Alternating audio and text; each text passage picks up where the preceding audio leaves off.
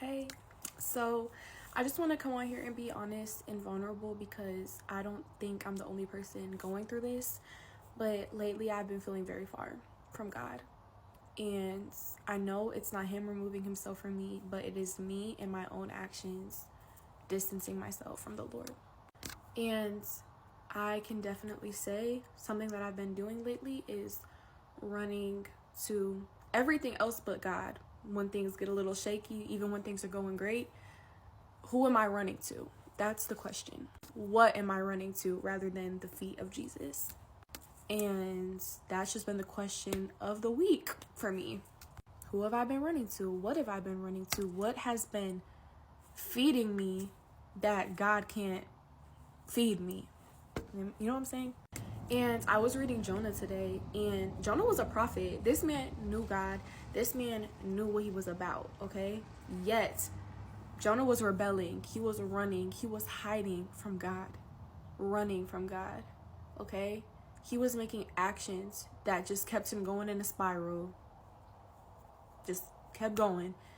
And eventually, he had to reap the consequences of his own decision. So, the Lord ended up appointing a fish to swallow Jonah. Jonah was in the belly of the fish for 3 days. While Jonah was in the belly of that fish, he's like, I cried out to the Lord and he answered me. And he goes on to say, the waves crashed over me, the seaweed was around my neck.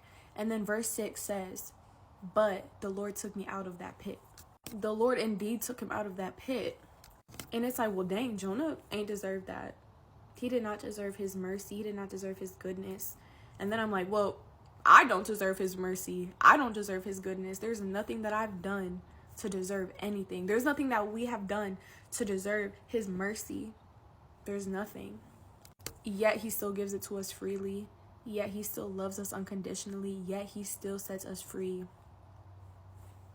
And I was like, dang, like my man Jonah was just doing everything. Yet the Lord still had grace and mercy. And it got me thinking, why do I think that once I slip up, once I mess up, that I don't deserve that grace, that I'm scared to run back to the feet of Jesus? And it's like, there is no way. That is a lie from the enemy, that I should be ashamed, that I should be afraid to run to my Father who loves me more than anything, who loves you more than anything. I'm like, okay, that's a lie of the enemy. That is a lie of the enemy, okay? And then I'm starting to think about the story of Ruth. And I love this story so much because Ruth was born an enemy of God. An enemy. Yet she still chose to deliberately follow the things of God. Even though she didn't know what that would look like for her life. Even though she really had no clue who he really was. She saw the work that he was doing with the rest of these people. And she was like, you know what? I don't know what this is going to look like, but I'm going to follow you, and I choose you. Ruth left her whole entire life behind to follow God. And I think that's so inspiring because, like I said, she was born an enemy. She was born an enemy.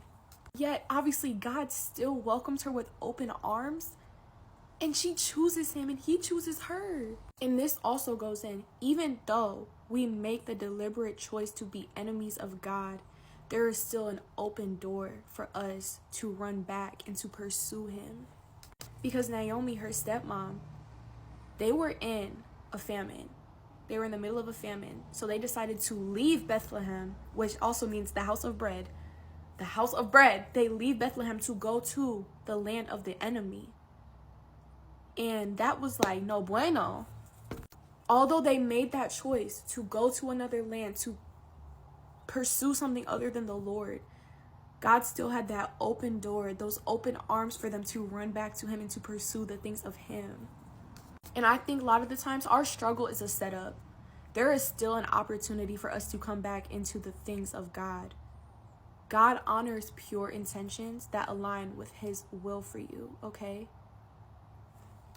And we know that in the end of it, the Lord provided for Ruth beyond anything we could even imagine, okay? Ruth was a woman of faith, even though she was born an enemy. Naomi was a woman of faith, even though she took herself out of the things of God and placed herself in a land of enemies. And I just think that's like, wow, we are still loved beyond measure. We are still welcome to come home, okay?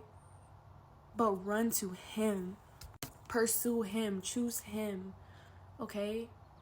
And it's so hard. I know it's so hard. I'm just thinking like it's so hard, but dude, you are so loved by him. He loves you so much. And yeah, it's hard. Yeah, there's gonna be times where you don't know what the heck he doing, but that's when you gotta tap in for real. I'm low-key just yapping, but I just want to put this out there because yeah. Okay, God bless, bye.